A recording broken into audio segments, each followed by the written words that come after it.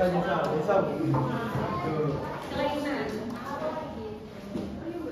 Oke, kita lanjut. Ini struktur kromosom. Jadi yang merah sama biru itu namanya kromosom homolog, sama ya. Yang bawah kromatid saudara, sama-sama merah. Dilihat warnanya, Yang tengahnya itu sentromer, kalau yang bundar-bundar pas. Kalau yang bundar-bundar di tengah itu kinetofor, itu warnanya lebih cerah daripada kromosom yang panjang ya. Karena daya serap kepada zat warna itu sedikit. Jadi ini aslinya nggak berwarna ya, tapi pas diamatin itu ditambahin zat warna sama orangnya. Yang putih garis-garis itu gimana? Sentromer itu ya tengahnya. Ya tengah. Ini garis-garis. Bukan, tengah sendiri. Tengah antara dua kaki. Bedanya yang biru sama merah. Cuma buat ini bedain warna doang sih. Oh, tengah ini.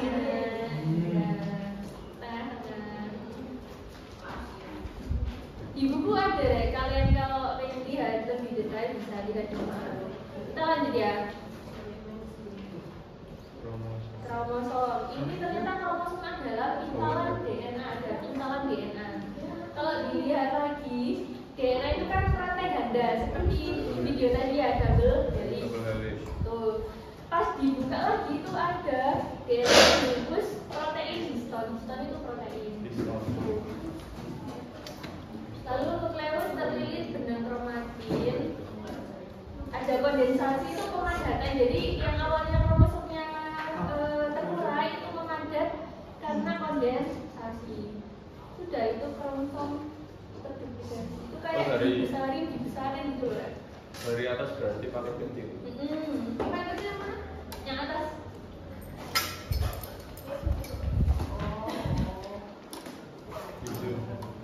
Berapa kali kamera? Mikroskop.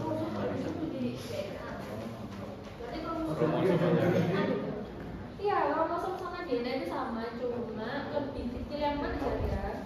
DNA. Iya. Terus ada lagi Jadi DNA itu ada di dalamnya kromosom. Lanjut ya. Nah ini bentuknya aja, ada yang telosentrik itu berarti cuma kakinya satu. Ini replikasi ya, ada dua ya. Misalnya satu aja bisa ya, misal nggak usah ini. Cuma satu. Karena ini bentuknya replikasi jadi double. Tuh, kalau di buku ada yang single. Di buku paketnya ada yang single. Berapa? Jalan berapa ada yang tahu?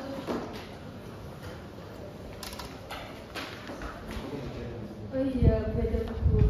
Lu nggak ada di sini.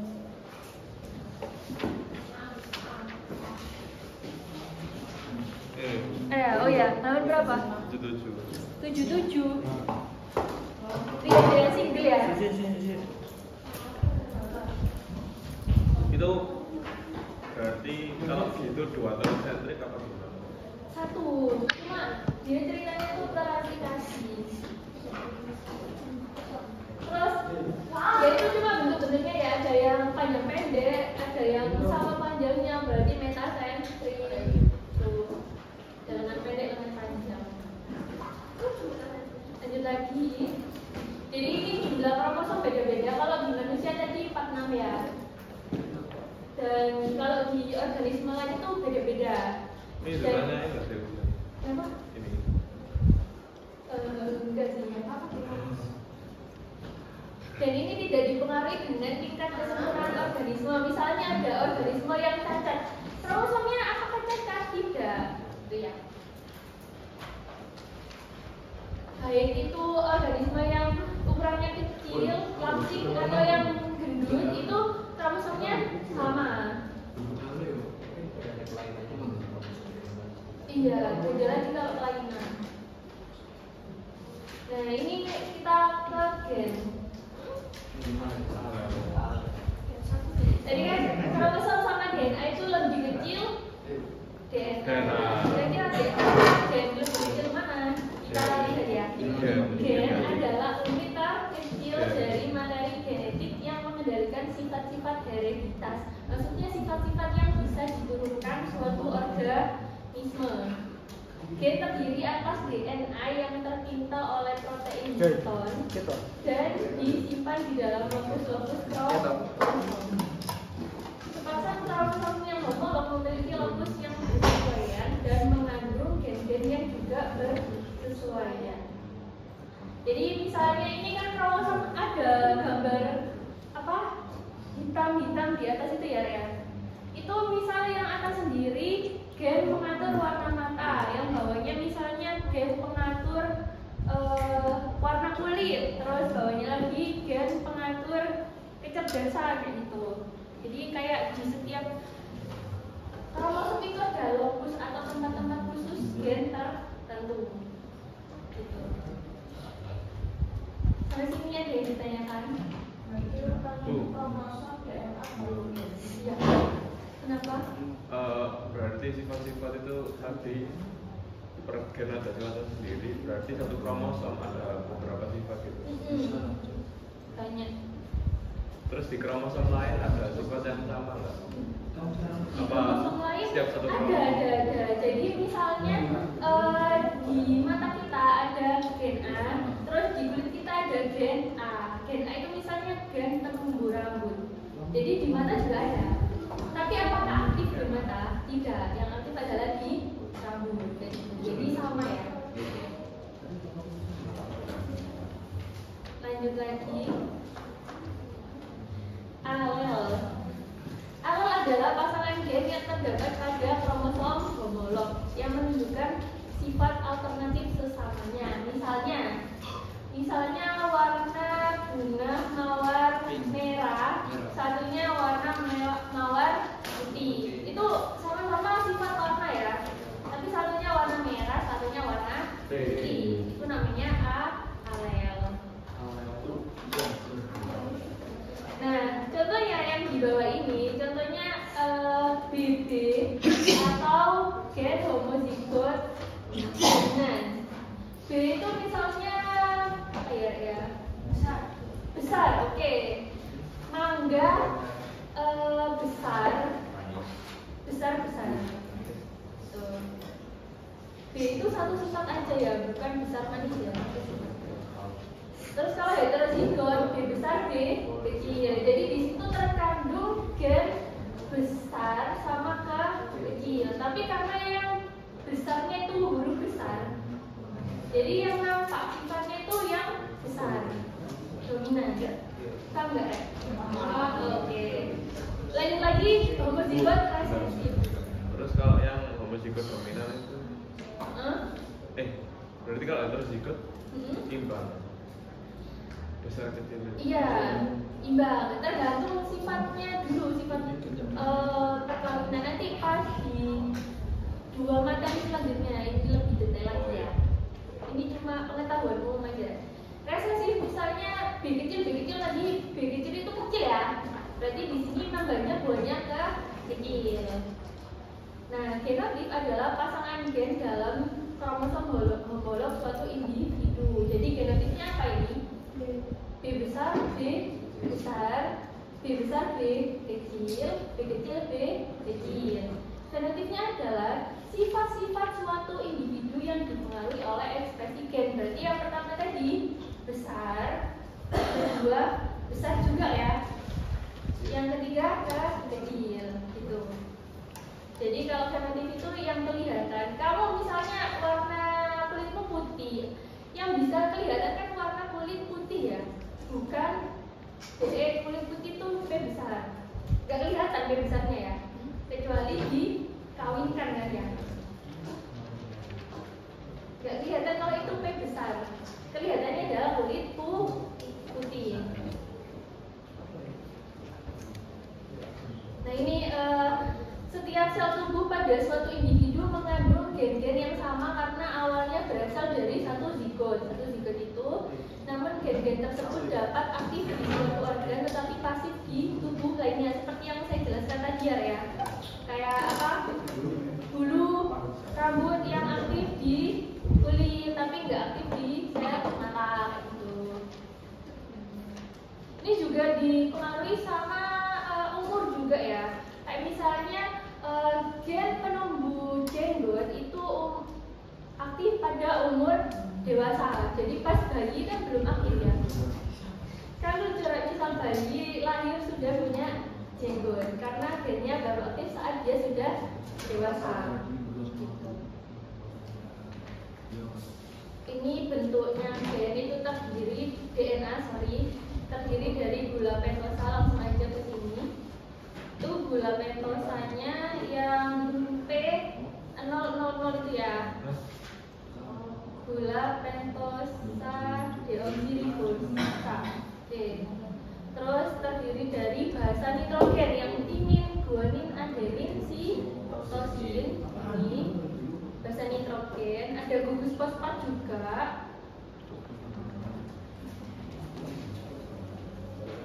Fosfat itu berarti yang P itu ya, fosfat ya. Gula itu bentuknya karbon 5 ya, gula itu ya. Gula pentosa. 6 ya. 1, 2. Gula pentosa itu segi 5. Segi 5 berarti yang segi 5 itu gula pentosa, terus berikatan sama timin, basa nitrogen. Yang apa itu P dikelilingi oksigen itu fosfatnya.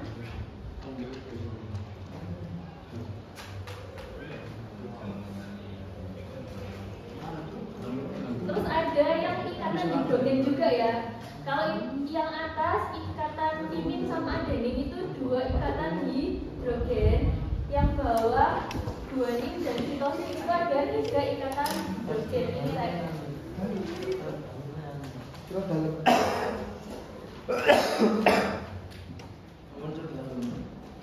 Ada yang ditanyakan? Kalau misalkan timin berpasangan sama guanin bisa. Timin sama guanin. Apakah bisa? Kira-kira bisa nggak timin berpasangan dengan guanin? Bisa dong. Nggak bisa. Kenapa? Selain itu. Nomor 1. Oh, dia dari sini apa? Soalnya yang timin 2. Iya.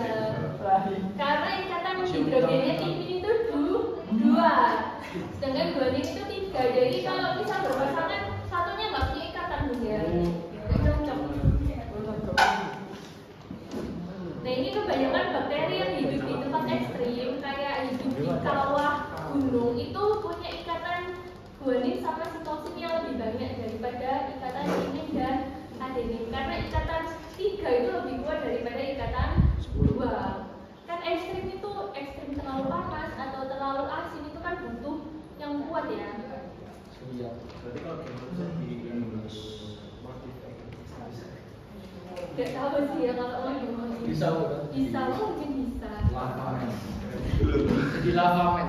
Lava men. Oke, replikasi DNA itu apa? DNA menggandakan dirinya. Ya, ini ada 3 model ya diberi warna. Maksudnya adalah warna biru itu rantai induk, warna biru itu rantai anaknya yang baru terbentuk. Model replikasi yang pertama adalah namanya konservatif. Jadi full DNA baru itu DNA lama itu membentuk DNA baru. Makanya ikatan yang pertama itu sama-sama abu-abu semua ya, itu satu rantai. Yang ikatan kedua sama-sama biru. Paham? Gimana? Kenapa kok model yang Enggak, ini teori. Tapi yang mana kira-kira yang benar? Itu sudah dikasih tahu. Ini teori, kayak pendapat orang gitu. Model yang kedua adalah semi konservatif. Kalau semi konservatif berarti DNA-nya yang awal itu membuka dulu ya, membelah diri dulu, baru masing-masing menggandakan dirinya. Makanya dia terdiri dari rantai lama yang warna coklat 1 dan rantai biru 1. Yang ini. Jadi dalam coklat juga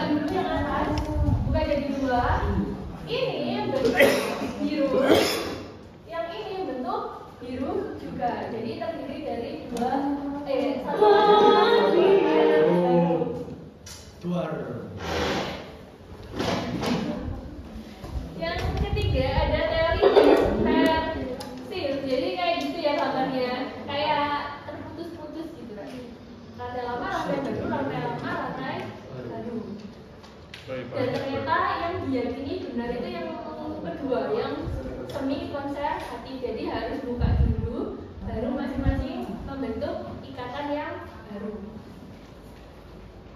Sekarang kita ke replikasi DNA ini pakai video aja ya. Tapi bahasa Inggris ya. Ada bahasa Inggris, nanti saya carikan bahasa Indonesia juga. Ditranslate. Oke. Ya bahasa Inggris. Pencet. Bantu dong. Speaker bisa ya? Ada transkripnya di bawahnya.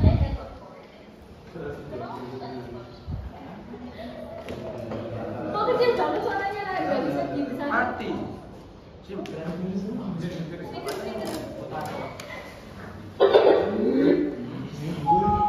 Itu langsung itu kan di.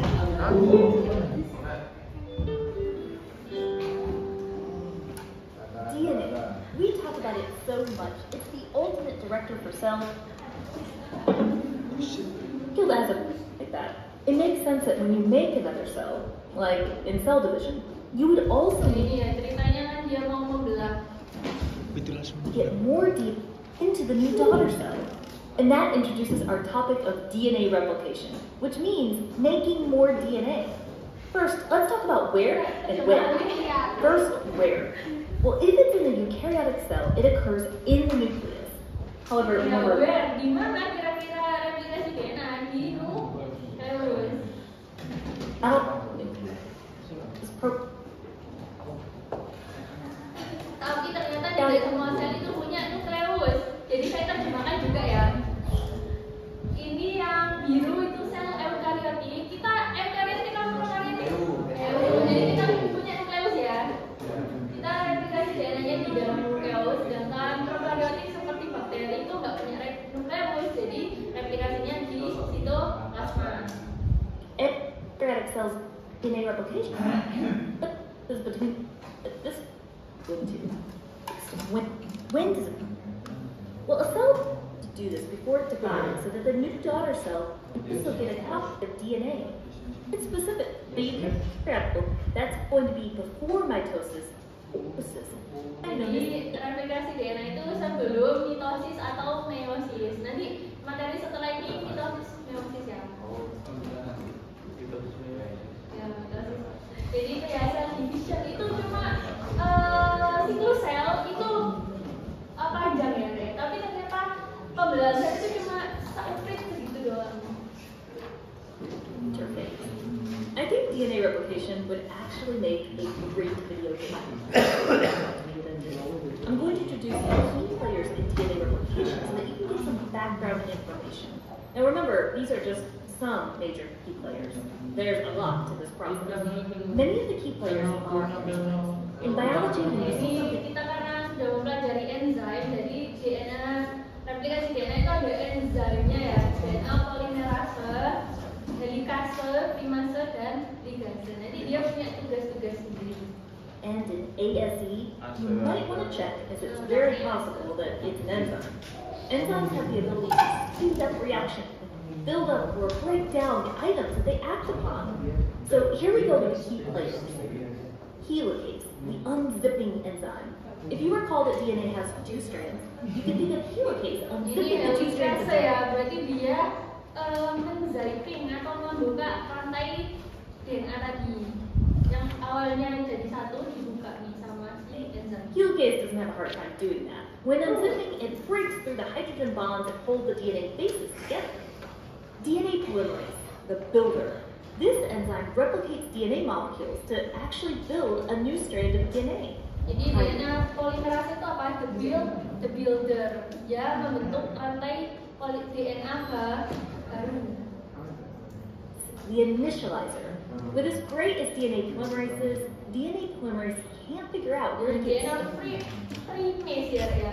Itu bagian mengawali terjadinya reaksi. Jadi kayak tahu oh di sini codon stopnya mulainya di situ. without something called a primer. Primase makes the primer so that DNA polymerase can figure out where to go to start to work. You know what's kind of interesting about the primer it makes? The primer is actually made of RNA. Ligase, the gluer, It helps glue DNA fragments together. Kalau ligase itu DNA ligase itu punya glue, jadi punya lem. Dia bagian menyambung DNA baru yang terputus-putus itu disambung sama ligase. More about why you need that later on. Now, don't feel overwhelmed. We'll go through the basics of this sequence in order. But remember, like all of our videos, we tend to give the big picture. There are always more details and exceptions to every biological process that we can't include in such a short video. DNA replication starts at a certain part called the origin. Usually this part is identified by certain DNA sequences. At the origin, helicase, the zipping enzyme, comes Jadi yang in and pertama unwinds. adalah helikase dulu ya, dia buka rantai DNA, buka dulu. Binds the DNA. Here's the thing though, you don't put these strands and come back together. So SSB proteins, which stands for single-stranded binding proteins, bind to the DNA strands to keep them separated. And topoisomerase, I always have to smooth it out when I say that because keeps the DNA from supercoiling. Supercoiling might sound super, and it can be when you're trying to compact the DNA, but it's something that needs to be controlled during DNA replication. Supercoiling can involve an overwinding of the DNA, and you need the DNA strands to be separated for the next step. Primase comes in and makes RNA primers on both strands. Primase tadi apa ya? Buat awalnya ya. Jadi dari itu ya. Kalau yang atas dari 3 itu, kalau yang bawah sama dari 3. Jadi beda sisi. Awalnya itu beda sisi. This is really important because otherwise DNA polymerase won't know where to start. In comes DNA polymerase. Polymerase before we tadi go on- ngapain?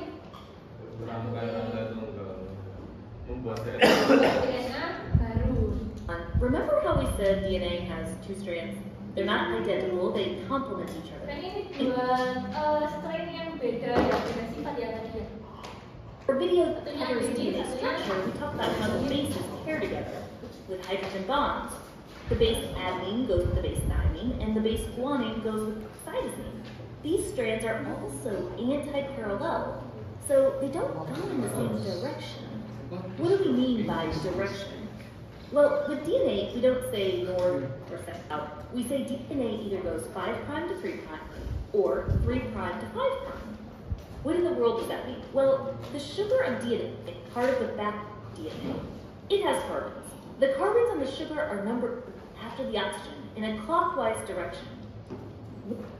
2', 3', 4', and 5'. The 5' carbon is actually of this ring structure. Right. Now, you do the same thing for the side, but keep in mind DNA strands are anti-parallel to each other. So let's count these. Again, clockwise after the oxygen. 1', 2', 3', 4', and 5'. And the 5' is out of this ring. This strand on the left runs 5' to 3'. And the strand here on the right runs 3' to 5'. We'll explain why all that matters in a moment. So let's take that knowledge there and look at DNA replication here. In this image, I labeled the top original strand 3' to 5'. Well, this bottom original strand 5' to 3'. Jadi ini strain original atau strain induknya yang atas itu dari 3 ke 5, sedangkan yang bawah dari 5 ke 3. The original DNA that is going to be replicated. DNA is unwinding here thanks to helicase. In this example, it will keep unwinding in this direction. Primase places primer. DNA polymerase is building the new strands. Nah, ini yang sudah kerja ya si polimerase yang warna hijau ini. Jadi dia karena rantai induknya itu 3 ke 5, anaknya kebalikannya 5 ke 3. Sama yang bawah juga. Kalau induknya 35, anaknya 5 3. Tapi karena dia dari belakang, nanti rantainya terputus-putus ke bawah. About DNA polymerase is, when it's building a new strand, it can only build the new strand in the 5' to 3' direction, meaning it adds new bases to the 3' end on the new strand. See how it's being built, the 5' to 3' direction? This one is called the strand. But take a look down here.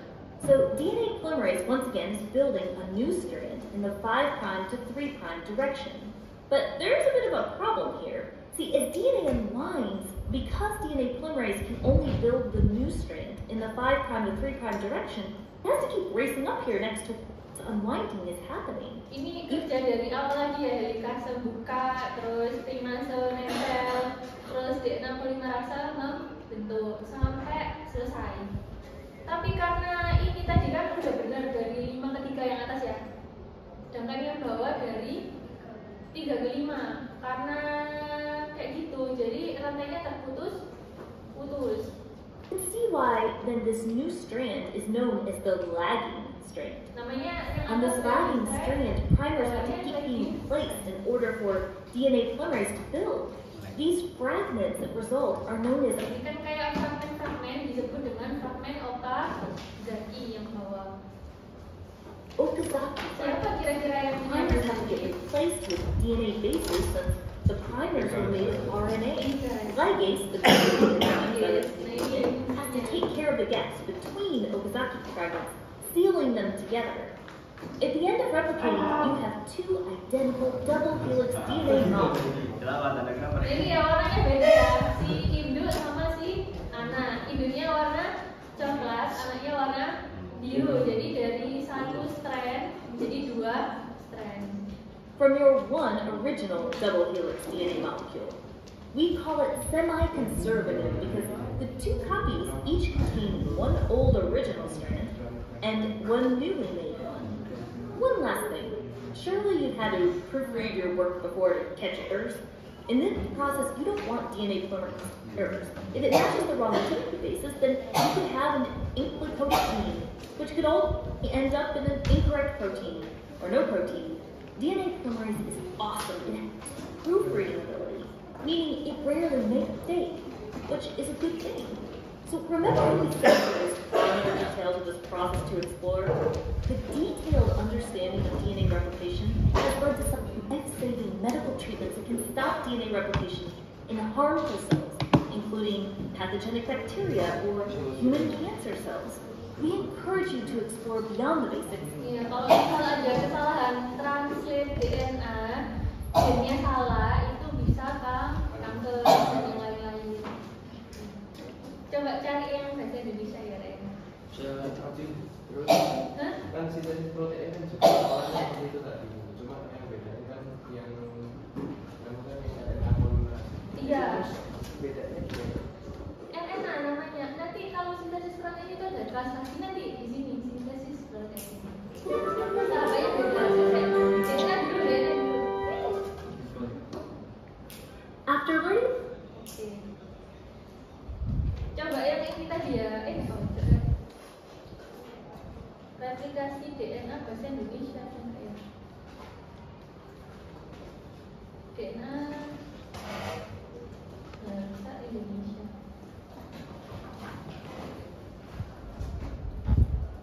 Tadi bahasa Inggris kalian paham nggak? Ya Pak. My biggest mistake.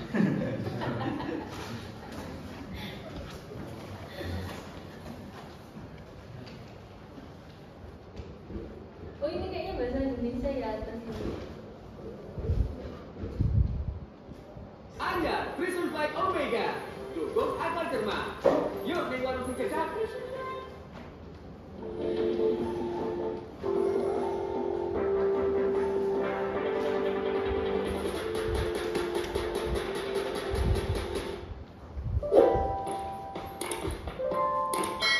Replikasi DNA adalah suatu proses penggandaan DNA sebagai materi genetik makhluk hidup. Proses ini sangat penting dalam tahapan perkembangbiakan atau pembelahan sel, yaitu pada fase siklus sel. Materi DNA yang telah digandakan kemudian akan dibagi ke masing-masing anakan sel yang baru. Kita ketahui bahwa struktur DNA berupa double helix yang terdiri dari 2 untai-untai primer DNA saling berpasangan secara komplementer. Dalam perpasangan, adenin berpasangan dengan guanin, sedangkan guanin berpasangan dengan terbentuk pasangan tersebut dikarenakan adanya ikatan nitrogen antara kedua jenis basa. Mengetahui susunan basa dan pasangan basa DNA ini sangat penting untuk mempelajari mana DNA diduplikasi atau digandakan. Proses replikasi DNA membutuhkan penguraian terlebih dahulu bentuk double helix Ada dua protein yang berperan dalam pemisah double helix, yaitu DNA helikase dan single strand DNA binding protein. DNA helikase pertama kali diisolasi sebagai enzim yang menghidrolisis ATP saat mengubah DNA. Dengan melakukan hidrolisis ATP, DNA helikase dapat menempel dan bergerak sepanjang DNA dan membelah struktur double helix DNA menjadi dua single strand DNA. Jadi, fungsi dari enzim helikase ini adalah untuk menghidrolisis rantai ganda polinukleotida menjadi dua rantai tunggal polinukleotida. Protein yang kedua adalah single strand DNA binding protein, atau nama lainnya adalah helix destabilizing protein. Protein ini berfungsi menstabilkan struktur single strand DNA. DNA yang telah dibelah dari struktur double helix dapat membentuk gulungan yang mengganggu proses replikasi. Dengan adanya SSB atau single strand DNA binding ini dapat tetap lurus sehingga memudahkan proses replikasi. Proses replikasi DNA tidak perlu menunggu struktur double helix ini dibuka seluruhnya. Ketika sebagian dari DNA mulai terbuka, maka proses replikasi ini dapat dimulai. Apabila kita bayangkan, maka bentuk ini seperti garpu, yang mana kedua untaian memiliki orientasi yang berbeda satu sama lain, atau disebut dengan antiparalel. Satu untaian DNA template berorientasi 3 aksen ke 5 aksen, dan untaian yang lain berorientasi 5 aksen ke 3 aksen. Di garpu replikasi inilah tempat terjadinya kegiatan utama proses replikasi. Pada saat proses replikasi terjadi, di titik tersebut tersusun kompleks multiprotein dan multienzim yang terlibat dalam proses tersebut. Replikasi dimulai oleh enzim primase yang membentuk primer. Primer yang dibentuk berupa segmen RNA pendek yang dikenali oleh DNA polimerase untuk memulai replikasi. Kenapa harus dibutuhkan RNA primer? Ternyata hal ini berkaitan untuk mengurangi jumlah error atau kesalahan saat replikasi DNA. Dengan menggunakan RNA primer, tubuh secara otomatis menandakan tempat replikasi yang rentan error, sehingga diperlukan perlakuan khusus agar proses replikasi dapat berlangsung seakurat mungkin. DNA polimerase berfungsi untuk merangkai rantai-rantai mononukleotida membentuk DNA baru. Enzim ini ditemukan pada tahun 1954. Proses polimerisasi DNA oleh DNA polimerase dimulai dari datangnya deoksinukleosida trifosfat bebas yang sesuai dengan pasangan basa dari ujung 3 aksen DNA template. Dikatakan ya, misal adenin sama apa pasangannya. Amin.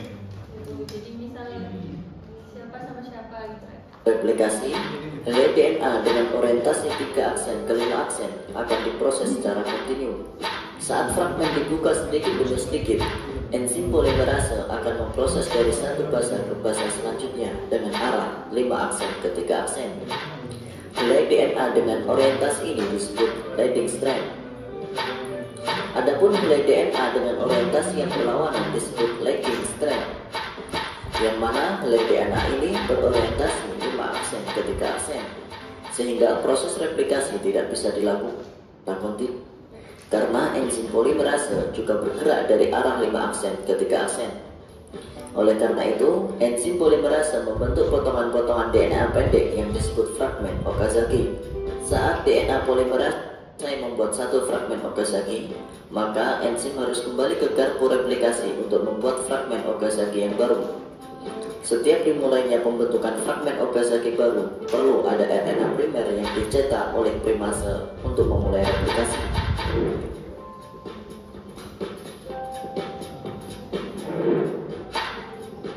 Fragmen Okazaki akan selesai dibentuk apabila ujung 5 aksen bertemu dengan ujung 3 aksen dari RNA primer fragmen sebelumnya.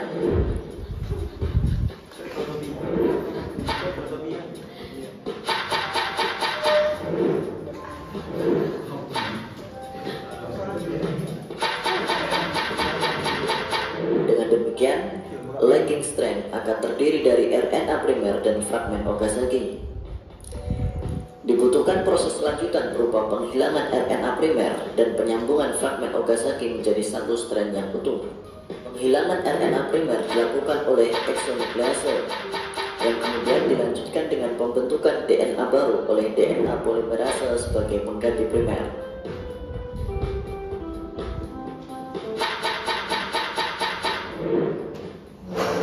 Akhirnya, fragmen-fragmen yang terbentuk selanjutnya disambungkan oleh enzim ligase menjadi strand DNA yang utuh.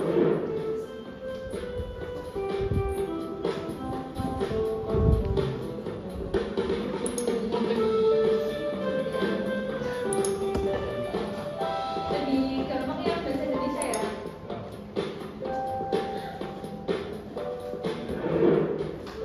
Oke, silakan ada yang mau menyimpulkan prosesnya replikasi DNA. Coba. Jadi Oke, Aldi. pertama kan DNA locker. Blunder. Terus itu sebelum ditambahi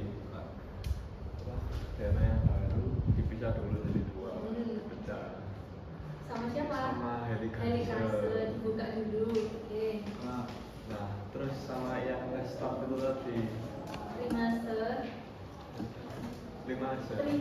primase itu yang memulainya, perusahaannya. Terus yang atas itu induknya, yang bawah anaknya. Kalau induknya itu dari 5 ke 3, 5 ke 3 aksen. Kalau anaknya 3 ke 5 aksen. Karena itu penambahan DNA barunya harus dari angka 5 ke angka 3. Yang anaknya itu harus nunggu induknya nyampe dulu baru bisa nyampe, tapi harus ngulang-ngulang terus. Karena yang anaknya ngulang-ngulang terus berarti kan putus-putus disambung sama ligase. Oke, yang bentuk anaknya itu siapa tadi? Polimerase. Oh iya. Oke. Ada lagi mungkin perwakilan cewek nanti tak sebut lagi. Ada perwakilan cewek. Replikasi DNA sama jenis protein ini sama. Beda. Kalau replikasi DNA dia membentuk DNA baru. Kalau sintesis protein membentuk protein. Sudah? Kita mau kita tidak. Sampai sini ada yang ditanyakan replikasi DNA.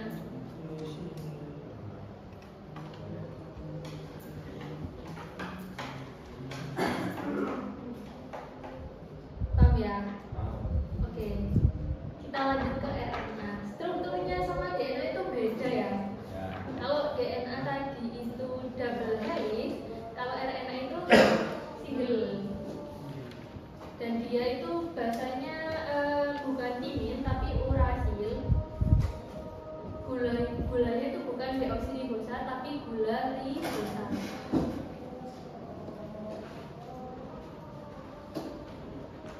Langsung tak carikan videonya yang bahasa Indonesia aja ya berarti ya.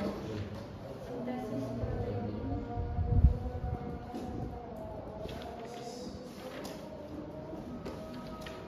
Sebelum kita nyalakan videonya, ada yang tahu nggak kenapa kok harus ada sintesis protein? Jenis protein. Apa tujuannya sintesis protein? Iya, buat apa protein itu? Berkembang, Berkembang? mengembalikan sel yang mati. Bisa mengembalikan sel yang mati. Misal kamu habis terluka, terus kan iki ya apa berlubang itu membentuk sel baru itu dengan sintesis protein. Terus bukan perkembangan sebenarnya pertumbuhan. Jadi kamu dari kecil ke tinggi itu gara-gara ada penambahan protein. Kalau luka biar cepat menutup itu makan apa? Protein. Iya. Kalau luka biar cepat nutup. Gimana ya bahasa Indonesia ya? Sintesis protein. Ini sintesis protein. Hah? Mau Iya. pelan-pelan. Masuk. Oh iya. Masuk. Wis. Kembar gak sih Ray ambek Jo ya? Hah? Bukan orang. Ada. Kembar Bu. Kembar sama dia. Iya. Iya, kembar banget, Bu. Saya pas masuk kelas Duh. 12 kali kok. Duh. Jo di sini apa? Oh iya. Jadi sini. Jo Dia kompar loh. Masih ngomong. Udin. Lebih kembar sama Udin. Halo Udin. Sama mikir aja Indonesia nggak tahu. Bentar. Yang Jadi ke bawah aja. Udah belum di kemarin. oh iya, Sarisa. Kira-kira. Kita tanggal berapa ya? Tanggal berapa? Nanti kamu isi tanggalnya sendiri ya. Tanggal 7. 7 bulan 10 2018. Sarisa, kartu kuning. Itu berapa saya? Iya. Berbisik ya. Bukan ada yang Oh itu ya. Itu kayaknya. kita.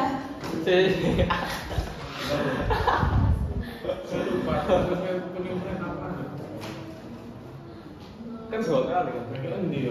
Ya kita nonton 2 kali aja juga. Transkripsi sama translasi. Iya.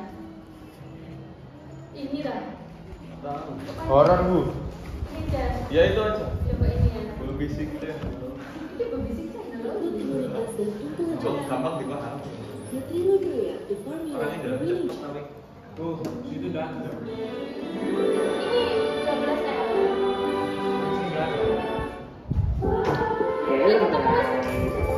Kembali lagi ke Basic Channel. Belajar biologi semakin asik. Yuk.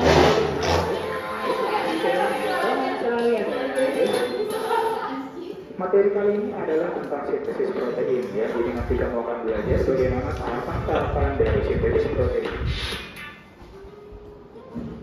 Sintesis protein dari DNA. Berikut ini adalah sel, unit dasar dari semua jaringan hidup. Dalam kebanyakan sel manusia ada struktur yang disebut dengan nukleus. Inti berisi gen-gen.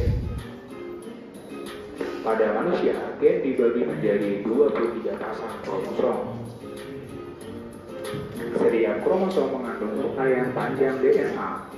Tersusun erat di sekeliling protein yang disebut dengan histone. Dalam DNA ada bagian yang disebut dengan gen. Gen-gen ini berisi petunjuk untuk membuat protein. Ketika gen diaktifkan, enzim yang disebut RNA polimerase menempel pada awal gen. Bergerak di Sama ya tadi DNA polimerase, berarti yang dibentuk DNA. Kalau kita membentuk RNA berarti RNA polimerase. mRNA membuat rangkaian mRNA dari basa kosong yang ada di dalam nukleus. Kode DNA menentukan urutan basa kosong yang akan ditambahkan ke dalam mRNA. Ya, kalau bawahnya C berarti cari pasangannya G. Kalau bawahnya A berarti cari yang U. Ini disebut dengan transkripsi. Messenger RNA. Sebelum messenger RNA dapat digunakan sebagai template untuk produksi perlu diproses. Ini melibatkan menghapus dan menambahkan bagian dari RNA. mRNA dan bergerak keluar dari inti sel menuju ke bagian sitoplasma. Itu bergerak nggak perlu ATP. Iya. Perlu ATP. Kira-kira betul nggak? Betul. Jadi kalau DNA tadi cuma di inti sel ya, kalau pada eukariotik. Kalau yang sintesis protein ada di 2 tempat. Yang pertama transkripsinya di nukleus, yang kedua translasinya di sitoplasma. Di ribosom kan ribosomnya itu tersebar di sitoplasma ya. Kan keluar tadi imbalannya. Keluar melewati golongan-golongan atau pori-pori di inti sel. Keluar dari inti sel menuju ke bagian sitoplasma.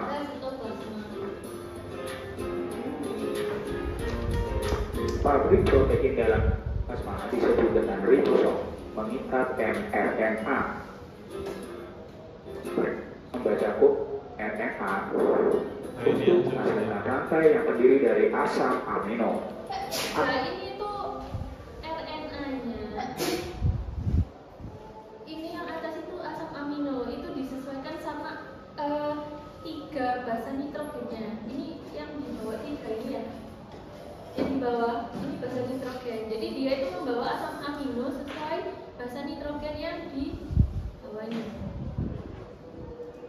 Ada 20 jenis asam amino.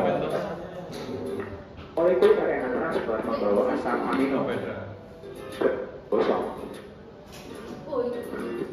Plus mRNA ikut. Ketiga bahasa dibaca sebuah yang jadi tiga ya bacanya ya. Memberikan asam yang Terus setelah dibaca tiga ini kan langsung disambung bunder ini proteinnya. Jadi dibaca hasilnya ditambahkan membentuk rantai dari asam amino. Setelah asam amino terakhir telah ditambahkan, rantai asam amino terlipat ke dalam bentuk 3D untuk membentuk protein. Berapa gram itu? Terbentuklah protein.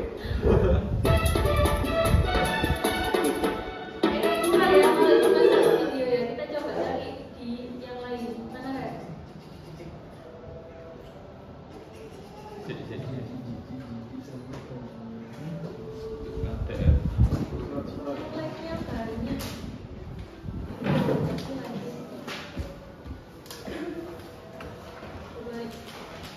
Coba ini dah. Coba ini deh, tak apa. Wangi sebagai badan baru dengan jelas bebas apa wangi dalam stasiun.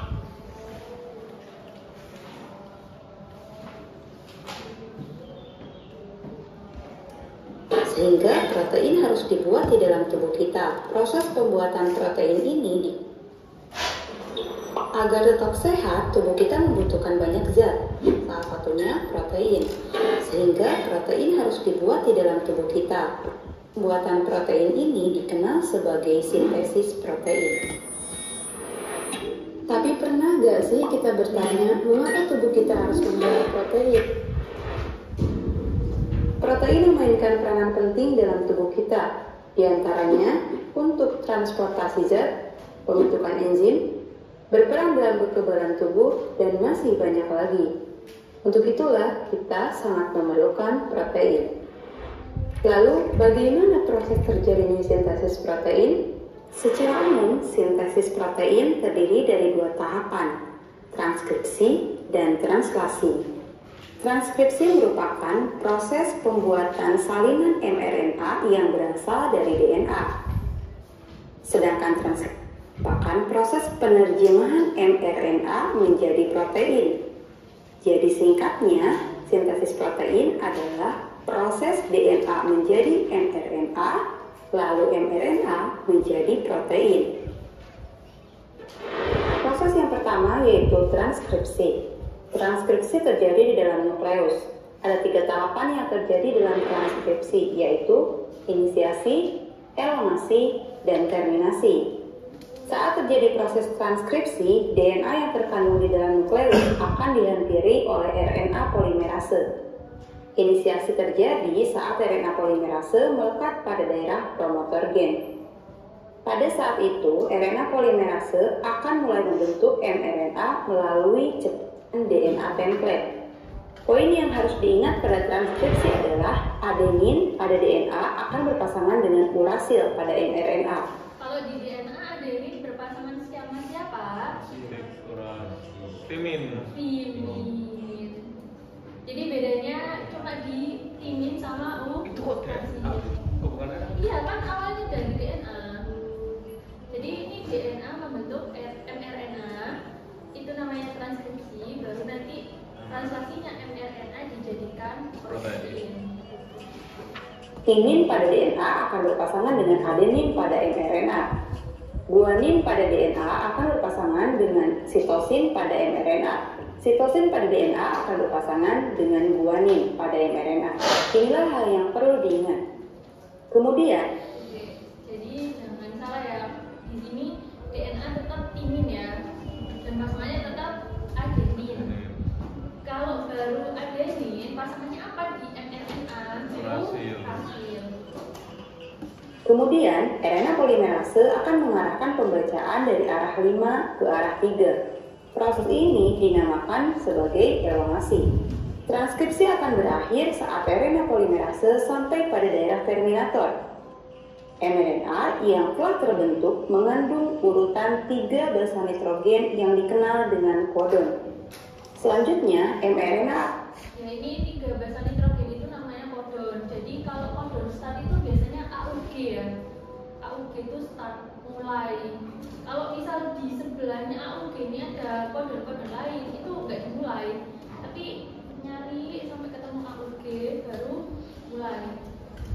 Yang dikenal sebagai kodon ini akan meninggalkan nukleus melalui pori-pori nukleus menuju sitoplasma untuk translasi.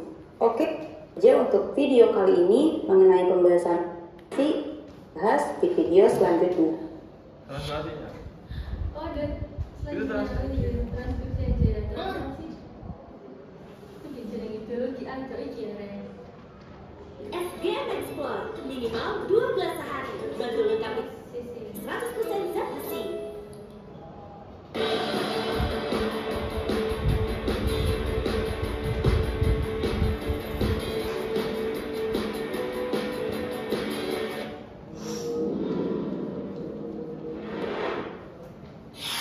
Setelah menyelesaikan tahap transkripsi mRNA dari akan berpindah ke sitoplasma yang merupakan tempat ditemukannya ribosom.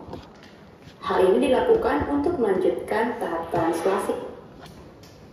mRNA ini berperan sebagai cetakan untuk pembuatan protein. Sebagaimana kita ketahui, mRNA mengandung urutan 3 jenis basa nitrogen yang disebut kodon. Sehingga poin harus diingat adalah translasi merupakan proses penerjemahan mRNA untuk dibuat menjadi protein.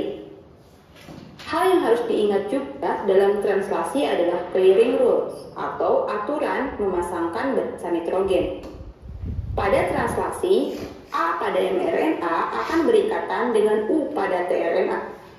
U pada mRNA akan berikatan dengan A pada tRNA. G pada mRNA akan berikatan dengan C pada tRNA. Dan C pada mRNA akan berikatan dengan G pada tRNA. Sama hanya dengan transkripsi, translasi juga memiliki 3 tahapan, yaitu inisiasi, elongasi, dan terminasi. Tahap inisiasi dimulai saat ribosom unit kecil terikat pada mRNA. Ribosom subunit kecil ini akan bergerak dari arah 5 ke arah 3. Ketika sudah menemukan kodon AUG,